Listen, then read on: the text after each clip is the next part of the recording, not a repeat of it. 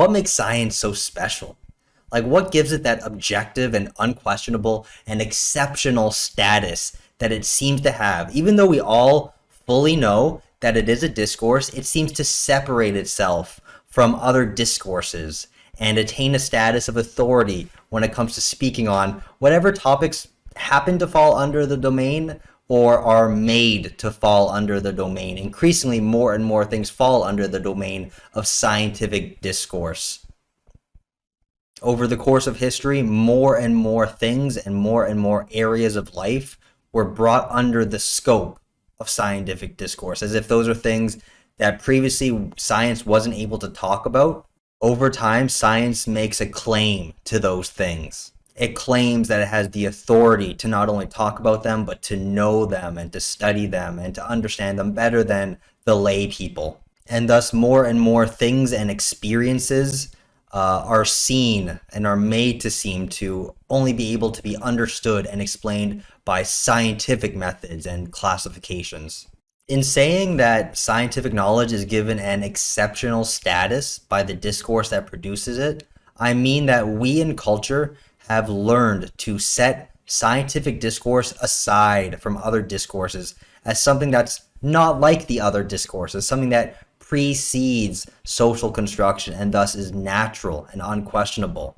I witnessed some of this pervasive naturalization of scientific discourse above other discourses when a lot of students, or some students in the week 3 lecture on power, were like, yep, I totally get the whole power, knowledge, truth relationship. I totally get that all knowledge is constructed and that nothing is true and that truth is a thing of this world and it's not natural and knowledge isn't natural and it's produced by power. But then a lot of those same students in week 5 on gender were like, except when it comes to biological knowledge of sex. Now that's scientific and that's the actual truth and that's actual natural knowledge. Because that's convenient for what I believe in, and I'm unwilling to challenge it. Then you clearly didn't get it in week 3. You can't have it both ways whenever it's convenient for you. You can't say, this knowledge is produced by power relations, while this other knowledge is an exception to that. It's an exception to the rule because it's natural and objective and scientific.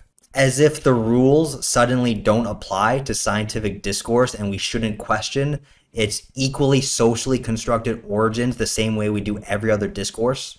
If some knowledge is socially constructed, then all knowledge is socially constructed because they are built upon each other and layered upon each other to reinforce and legitimize each other. So if you still think that gender is cultural and sex is biological, instead of both being equally cultural, then you miss the point of the week 3 lecture on power, knowledge, and truth. Just because scientific discourse claims that sex is biological doesn't make that claim any more exceptional than the claim that gender is cultural. They're both cultural constructions. So scientific discourse suggests and makes you believe that there's a real world out there. A true objective reality does exist out there, but we can't know about it. That's up to the scientists and the specialists to study with their special knowledge and techniques and tools, and then they'll tell us about this objective reality.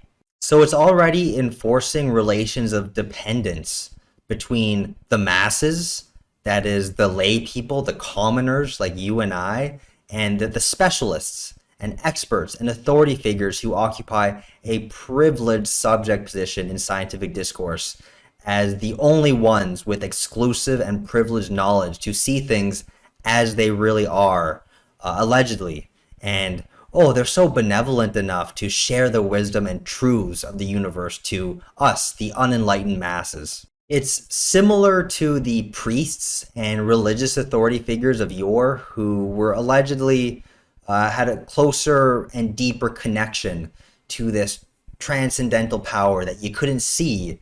You just had to take their word for it. They had access to this inaccessible spiritual realm that the masses, the lay people, just had to believe and take a secondhand knowledge because they couldn't see God or his divine will firsthand for themselves. And until the invention of the printing press, the church had even more of a monopoly on knowledge. They were often the only ones who were literate in society and could read and could write and Subsequently, they controlled a lot of the circulation of knowledge, and the masses just had to depend on their word. They couldn't read for themselves, they couldn't print things for themselves. And in both cases, like I've said before, it's not just the people, it's not just the scientist or the priest in either of these cases.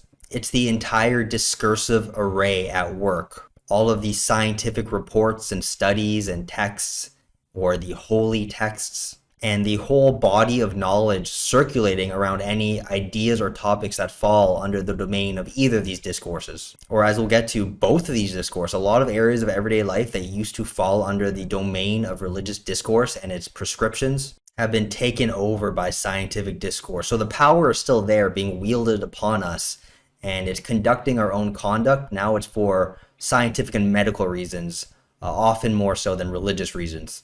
So going back to scientific discourse, all these elements in that discourse work in conjunction with each other to promote and espouse an idea of science as that exceptional, unquestionable, unchanging, rational knowledge that gets linked with rationality. There's a discursive association between science and rationality. And a lot of this assumption stems from the Enlightenment period, which I discussed in week 6 on the mind and the body. And since then, the primacy of science, the primary position that science has taken in our society, has entrenched the idea that anything and any area of life can be solved and answered by science. It just seems so natural to us that science is the only way to understand something truly. Like nowadays, a lot of us think we're being critical because we look at priests and religion with doubt and suspicion.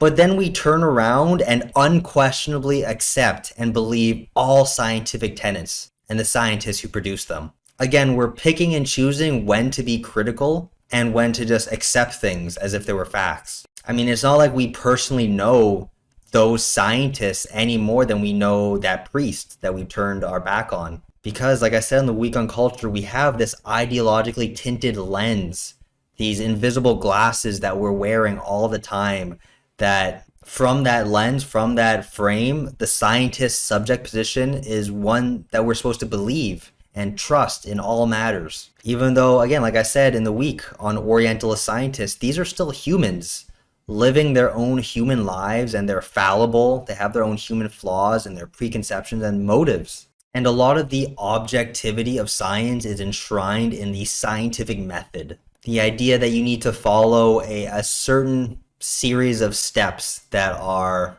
agreed upon by the scientific community. It's like a series of rituals. It's a socially legitimated ritual following the scientific method, in the sense that in order for you and your scientific work to be acknowledged and accepted by the scientific community, in order for your work to be called scientific and recognized as such, you need to follow specific steps and doctrines that legitimize the knowledge that you're producing. And some of the steps and requirements involved in the scientific method include the idea that your knowledge needs to build on the existing knowledge of your predecessors. It needs to be internally consistent with other currently accepted theories. So even if the knowledge you're producing or the theories you're forming could be just as valid as whatever else is out there, if it's radically different from anything that exists within the body of scientific knowledge, then it's going to be discredited as invalid because it didn't follow the scientific method of building on the knowledge that already exists. But like I said in the Week on Culture, again, if that knowledge, that base of knowledge is already built by humans and that knowledge is biased in significant ways, then by contributing to it, by building on it and following the scientific method, you're going to be very much limited in what you can think about or talk about and how you can approach it. And it contributes to science as like an echo chamber that just confirms its own bias. And instead of spreading out in potentially different and new directions, scientists, by following the scientific method, are just building in one specific direction as opposed to an array of potential alternatives. And it doesn't leave a whole lot of room for exploration of new ideas and theories. It's more about just confirming and reinforcing the knowledge that currently exists. So this scientific method is what's enshrined as the thing that gives scientific discourse its status of objectivity and exceptionality.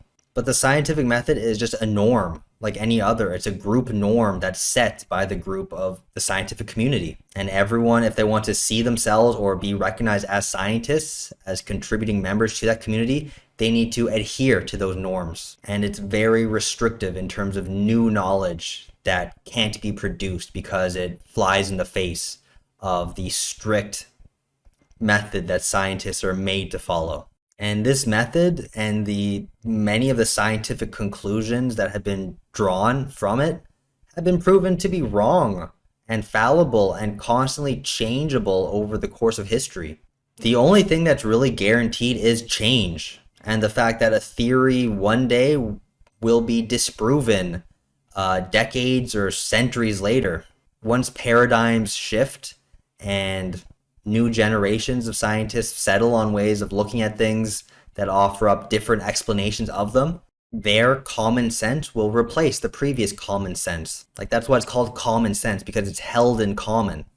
And even the most seemingly true and objective scientific ideas at the time suddenly seem a lot more subjective looking back in hindsight, as they get overturned by subsequent generations of scientists and investigations. And the idea I gave regarding that was the common sense scientific truth that the sun revolved around the earth.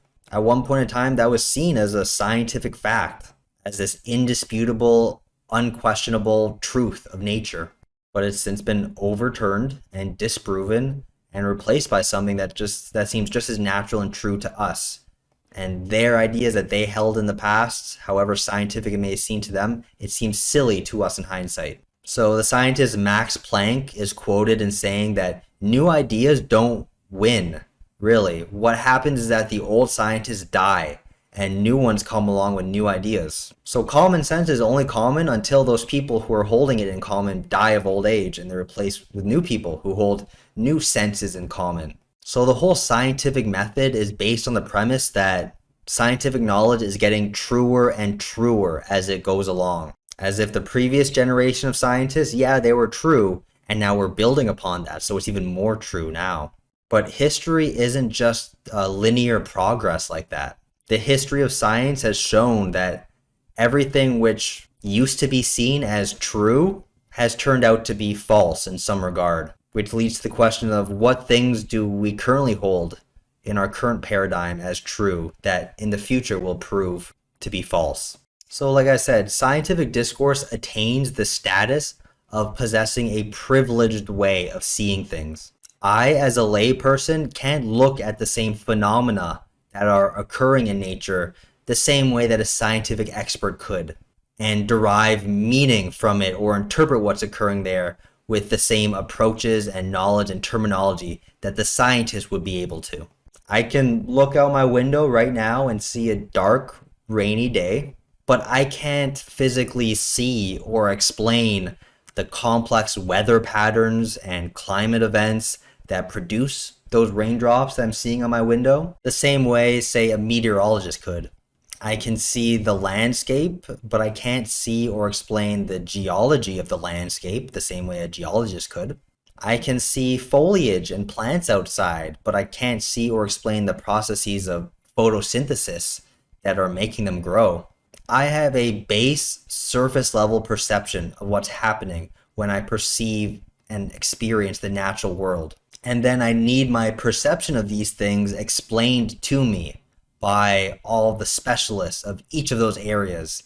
And these specialists each have a specific way of seeing all those things based on the knowledge they consumed while being trained in their specific discipline and the tools and techniques available in their respective fields for observation and measurement. So just as there are different fashion theories or lenses through which different academic disciplines provide their own views and explanations of the phenomenon of fashion, there are different scientific theories or lenses through which different scientific subfields view and explain the exact same natural phenomena in different ways from equally scientific yet conflicting perspectives. These scientists will each be a bit biased towards thinking that their approach to seeing and explaining a natural phenomenon is better and more true than their competitors in other subfields.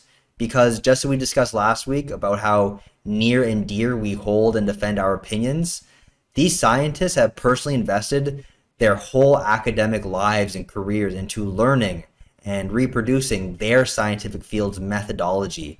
And they don't want to question it for that same uncomfortable fear that they could have chosen wrong this whole time and that their whole career could have been wasted and their life is a lie. So they want to believe that they chose right, just as members of various religions want to believe that they chose the right religion. And they will vigorously defend their scientific subfield and vigorously attack other scientific subfields. So I'll use this analogy a bit throughout the lecture, but if you have a hammer, then everything looks like a nail. And if you have a scientific model that you're following, then every phenomenon in life is approached from that model, even if that model doesn't fully fit appropriately. For example, even within physics, there are so many sub-disciplines where each group of physicists have their own belief of what the universe is made of, the literal material that makes up the fabric of objective reality. There are molecular physicists who think everything is made of molecules. There are particle physicists who think everything is made of subatomic particles. There are wave physicists who think everything is made of waves of light. Dark matter physicists who think that everything is made of dark matter. There are string theory physicists who think the universe is full of extra dimensions. There are quantum physicists like David Bohm or relativity theorists like Einstein and so on. It's the same phenomenon they're all looking at, but depending on the specific scientific model and perspective they're applying, it's going to produce a completely different body of knowledge about what that phenomenon really entails. So that just shows how non-objective science is.